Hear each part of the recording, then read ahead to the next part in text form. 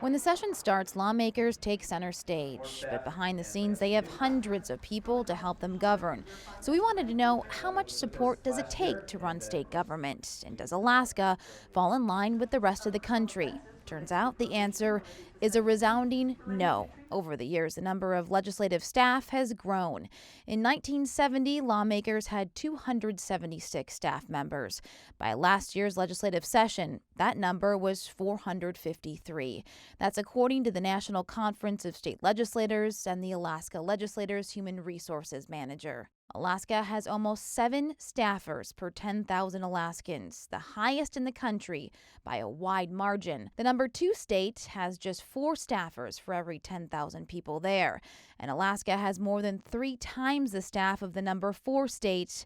The state with the smallest number of staff? Ohio, with less than half a staffer per 10,000 people. By sheer numbers, Alaska, with a population of about 740,000, has about the same number of staffers as Ohio, except Ohio has more than 12 times the population. Alaska has 1 legislative staffer for 1,439 Alaskans. Ohio, 1 for every 24,000 people there. But let's compare by similar population. North Dakota has about the same number of people as Alaska, but we have a lot more staff, more than 300 more.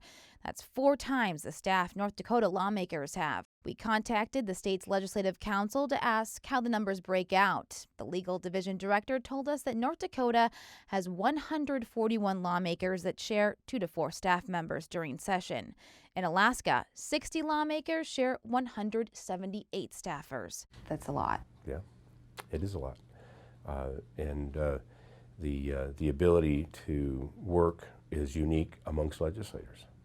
Some do it very well, and some are probably much lighter in their workload, and yet the cost is the same. So I think that's a worthwhile challenge to us. Republican Senator John Coghill of Fairbanks says the big difference between Alaska and other states is that Alaska state government provides more services for local government.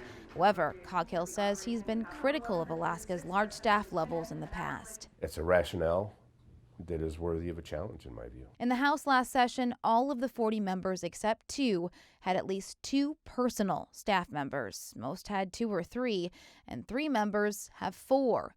In the Senate last session, most of the 20 members had 3 personal staffers, 6 have 4, and 2 have 6. Now that doesn't include floor staff, the press office, Senate and House Majority, records, Secretary's office, or legislative ethics, lounge staff, and chief clerk's office, which all those members share. Alaska's lawmakers must have more staff because they represent more people, right?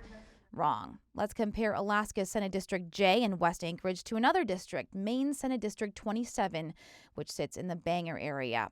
Both have almost the identical number of constituents. Alaska's 20 senators, though, have 74 staff members. Maine's 34 senators share 12 staff members. Most of these legislators are sharing staff members, yet here you guys all have like 3 or 4 staff members. Do you need that many? Well, I can tell you that we've been utilizing our staff to the fullest extent. House Majority Leader Chris Tuck has 3 legislative staffers and says he wouldn't be as effective as he is without them. However, the Democrat says there could be changes coming. Alaska is facing some fiscal times right now, and there's going to be cuts going everywhere. And as you'll see, over the last few years, we have been reducing staff, and we'll probably be reducing staff again this year.